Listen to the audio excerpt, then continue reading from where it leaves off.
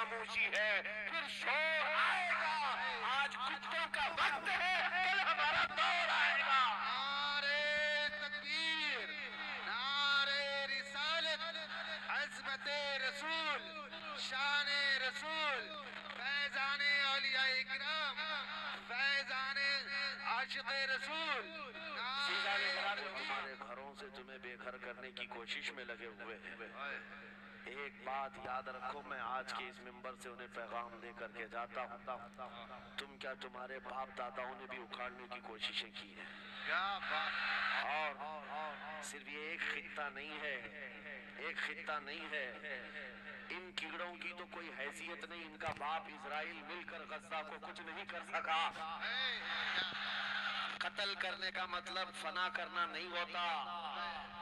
اسرائیل جیسی ظالم طاقت جس کے پاس سپر پاور طاقتیں پیٹروٹ میزائل بھی ہیں، دادا امریکہ ساتھ میں کھڑا ہوا ہے، یورپی یونین ساتھ میں کھڑی ہے، اور نہتے کنکریاں لے کر کھڑے ہونے والے بچوں کا مقابلہ کر رہے ہیں، اور ایک دو نہیں 10,000 سے زیادہ قتل بھی کر ڈالے، بچوں کو مار بھی دیا، لیکن پیٹ نہیں بھرا، ڈر ختم ہی نہیں ہوا۔ وہ ڈر ابھی بھی ختم نہیں ہوا، ہزاروں کو قتل تو کر لیا، لیکن رات کی نیند اور چین ابھی بھی بیکار ہے، غارت ہے، کیونکہ انہیں اندازہ ہے اس بات کا کہ ان میں ایک بھی زندہ باقی رہ گیا تو کل کا وہ صلاح الدین بن سکتا ہے۔ کیا بات! تاریخ دہرائی جا سکتی ہے۔ تمہارے علاقوں کو اکھاڑ پھینکنے اور اس کو بے گھر کرنے کی ایک ہی سازش ہوتی ہے کہ یہ غلامان امت محمدیہ میں رسول پاک صلی اللہ تعالیٰ علیہ وسلم کی اس امت میں کوئی شیر بیدار نہ ہو جائے، ورنہ کتوں کی نیند حرام کر کے رکھ دے گا۔ کیا بات! میرے عزیزو، اپنی ویلیو سمجھو، اپنی حیثیت سمجھو۔ جب تمہارے ساتھ بری نظر لگ جائے تو تمہارے عروج و ارتقاء کی منزلیں شروع ہو جاتی ہیں۔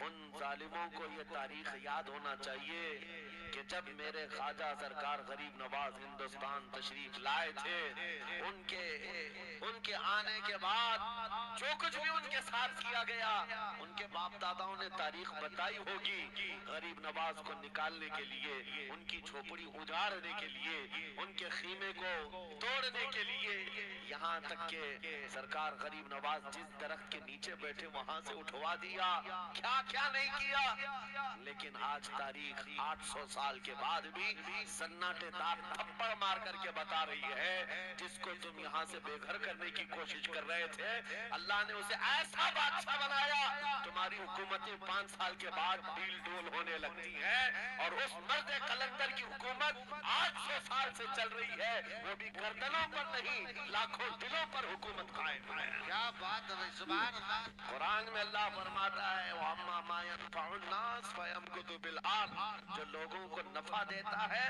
وہ زمین میں برقرار رہتا ہے۔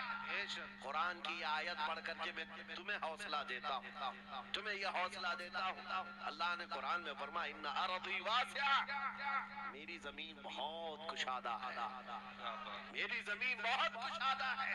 رب تعالیٰ فرماتا ہے وَلَقَدْ كَتَبْنَا فِي الزَّبُورِ مِن بَعْدِ الذِّكْرِ أَنَّ الْأَرْضَ يَرِثُهَا عِبَادِيَ الصَّالِحُونَ، ہم نے زبور میں یہ لکھ دیا ہے کہ ہم اس زمین کا وارث نیک بندوں کو بنائیں۔ سبحان اللہ! آپ اس بات کے خوف میں نہ رہے، اس بات کے خوف میں نہ رہے۔ عزیزان گرامی وقار، جو کام تمہیں کرنے کے لیے کہا گیا ہے وہ کیا ہے؟ وہ ایک ایسا انقلاب اس زمین سے آنا چاہیے، ایک ایسا انقلاب۔ آپ کو میں ایک بات بتا دوں تاریخی، جو تمہاری سچویشن اور تمہاری حالت کے مطابق ہو، میں وہ بات کرنے کی کوشش کرتا ہوں تاکہ تمہارے دل پر اثر ہو۔ آپ جس علاقے میں رہ رہے ہیں، آپ یہاں کے حالات بہتر جانتے ہیں۔ وہ دن یاد کرو جب نبی پاک صلی اللہ تعالیٰ علیہ وسلم نے اعلان نبوت فرمایا مکہ میں، اور اس کے بعد کفار و مشرکین کا ظلم شروع ہو گیا، غریب صحابہ کو پکڑ کر مارتے تھے۔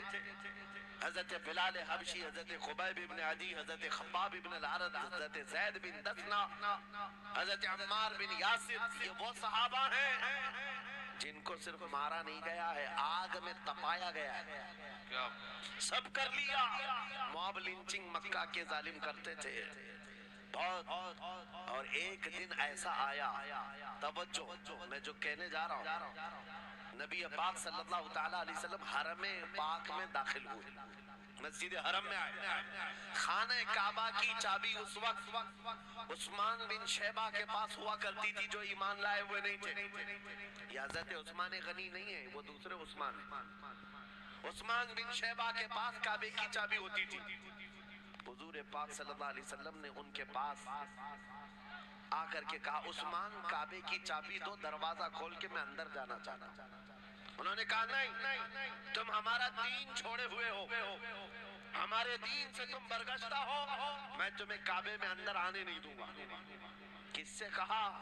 کائنات کے آقا و مولا رسول اللہ صلی اللہ علیہ وسلم۔ حضور نے کچھ نہیں کہا، توجہ، میرے آقا نے فرمایا، عثمان یاد رکھنا ایک دن یہ چابی میرے پاس ہوگی، اور یہ چابی میں جس کو چاہوں گا دوں گا، اور قیامت تک اس سے کوئی چابی چھین نہیں سکے گا۔ سبحان اللہ سبحان اللہ۔ اتنی بڑی بات، جبکہ مکہ کے حالات بہت الگ تھے، جگہ جگہ صحابہ کو مارا جا رہا تھا، اور چھپ چھپ کر کے اسلام کی تبلیغ کی جا رہی تھی۔ اس زمانے میں میرے آقا فرماتے ہیں، عثمان یہ چابی ایک دن میرے ہاتھ میں ہوگی کعبے کی، میں جسے چاہوں گا عطا کروں گا، اور پھر قیامت تک اس سے کوئی چابی نہیں چھین سکے گا۔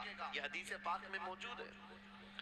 عثمان بن شیبہ کہتے پہلے تو مجھے ہنسی آئی، کیونکہ یہ خانہ کعبہ کی چابی کی ذمہ داری عام نہیں ہوتی، خاندانی ہے، برسوں سے چلی ہوئی وراثت کے ساتھ آتی ہے، اور یہ اس طرح سے مجھے کہہ رہے ہیں کہ چابی ان کے پاس چلی جائے گی۔ اور پھر عثمان بن شیبہ کہتے ہیں، ان کے حالات دیکھ کر کے تو لگ نہیں رہا تھا کہ چابی جائے گی، لیکن جلال جس انداز میں گفتگو ہو رہی تھی، یہ دیکھ کر ڈر بھی لگ رہا تھا کہ کہیں یہ سچ مچ چابی لے تو نہیں لیں گے۔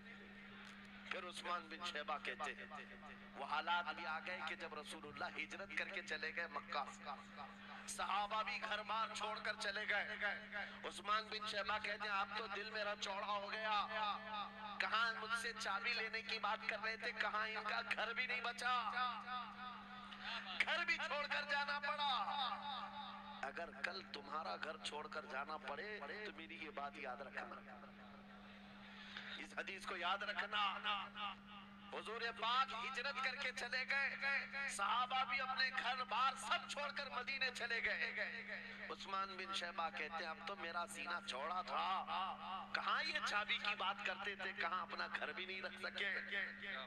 سال گزر گیا، 2 سال گزر گئے، 3 سال گزر گئے، 4 سال گزر گئے، 5 سال گزر گئے، 6 سال گزر گئے۔ ہجرت کے بعد پھر وہ دن آ گیا جب نبی پاک صلی اللہ علیہ وسلم 10,000 صحابہ کے ساتھ 20 رمضان المبارکہ کو مکہ میں فاتح مکہ بن کر داخل ہو رہے ہیں۔ سبحان اللہ سبحان اللہ۔ 6 سال کے بعد واپس ہی ہے، جب حضور تشریف لائے، مکہ کی گلیوں میں اب مقابلہ کرنے کی کسی کی ہمت نہیں تھی، طاقت نہیں تھی۔